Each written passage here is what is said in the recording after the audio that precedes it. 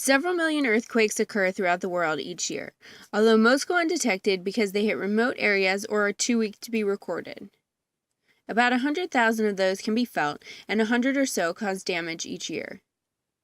But what if we could predict when an earthquake will happen? Research at Penn State University is moving us closer to that possibility. Doctors Chris Marone, Demian Saffer, and Don Fisher, three scientists in the College of Earth and Mineral Sciences, are investigating slow earthquakes. Slow earthquakes may provide us the mechanism to foretell when and where an earthquake will occur. My name is Chris Marone. I'm a professor of geophysics here at Penn State in the Department of Geosciences. I do friction fracture earthquake physics. So I run an experimental geophysics program. We break things. So I'm Demian Saffer. I'm a professor in the Department of Geosciences here at Penn State. Most of my research is technically it's hydrogeology, so I study the flow of fluids at the scale of the Earth's crust. I'm Don Fisher. I'm a professor of geosciences, and I study the folding and faulting of rocks. The discovery and rapidly growing understanding of slow earthquake behaviors has opened a new era in earthquake science.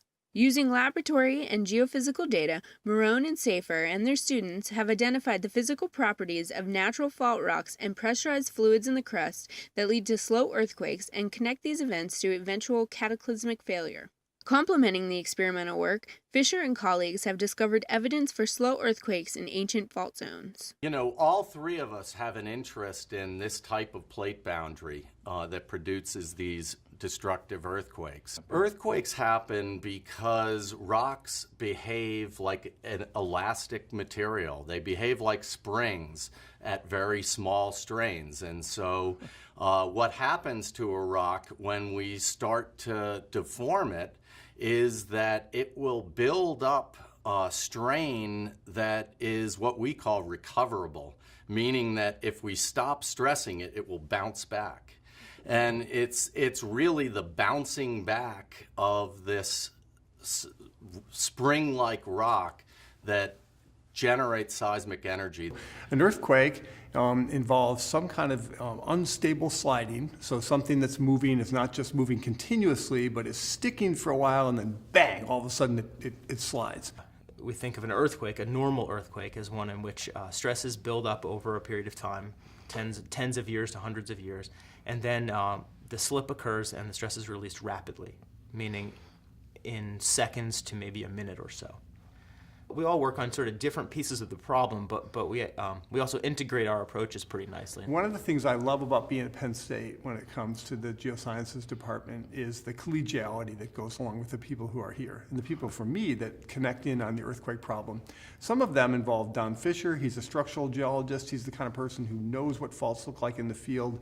He knows how to read the fault slip behavior from the rocks that are in them, which is a kind of a complicated subject. You just go out and look, let's see some rocks, and then gee, what happened with these rocks? How fast did these slip? Were these in an earthquake or not? And Don's a guy who can speak that language and knows how to read rocks. Damian's the kind of person who goes out in the field and drills into fault zones as part of different projects and brings back samples to the lab. Chris is primarily an experimentalist, and so he takes samples in the laboratory and tries to simulate earthquake processes to understand the strengths or the rock behaviors that will lead to this runaway slip. In the last 10 years, we've gone leaps and bounds in front of where we were in terms of understanding what I call the spectrum of slip behaviors that earthquake faults exhibit.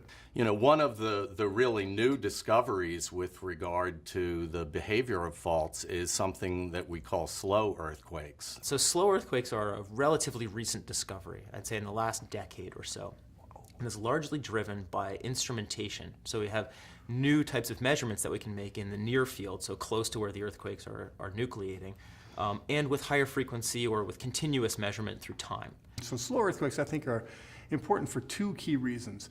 One is that it looks like some tectonic fault zones are loaded. The earthquake part of the fault zone, the main earthquake part of the fault zone, is loaded by slow earthquakes. So we have a slow earthquake here, and that transfers the stress onto another area.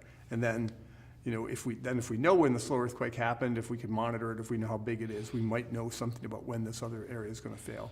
The other part of it is just that slow earthquakes and normal earthquakes are cousins. And so the idea is, let's learn something about slow earthquakes, because they share a lot of the same physics. They're different in terms of the damage they cause and in the time scales over which things happen. But slow earthquakes are an opportunity to learn something because they're slow, because they're happening so much slower.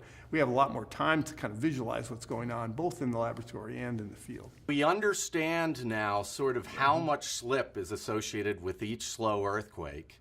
And we understand that these slow earthquakes sort of propagate up to the edge of the locked part of the plate boundary. Yeah. That means that there's sort of a predictable increase of stress on that plate boundary that occurs with each slow earthquake. And the cumulative effect of this is essentially to load the spring associated with that locked patch. Of course, the fundamental question is now, well, what is it about the materials and the conditions in the earth that control whether we have something that's violent and behaves like a normal earthquake, or that's more of this slow behavior that may be less damaging? A secondary question that's also arisen is, do these slower earthquakes actually lead to or trigger normal earthquakes? And if they do, then we might think of them as something we really need to understand as precursory events. So the question of how slow earthquakes might help us in terms of predicting normal earthquakes, this is an interesting question, and I think one of the areas is in teaching us something about what to look for before the actual earthquake. What we've been able to see in the lab in slow earthquakes, and we've never seen this with, let's say, normal stick-slip events in the lab. We've been able to see changes in elastic wave speed in the region that's about to fail before the actual failure event. We can clearly see that the seismic wave speed, the elastic wave speed, the speed at which the material transmits energy, changes tens or 20s of seconds before the stick-slip event. So if we can figure out how that works and then figure out how the time scales might apply to normal events, will be one probably small, but one real step forward in terms of being able to predict normal earthquakes. So I think that there really is a lot of synergy behind the concept of drilling these margins, doing experiments on the kind of materials that are important for earthquakes and slow earthquakes, and investigating ancient rocks to try to see what kinds of processes might be involved. There is surely much more research needed on slow earthquakes, but the Penn State team of Fisher, Marone, and Saffer have led an important new breakthrough on the origin of slow earthquakes, bringing us one step closer to being able to predict earthquakes.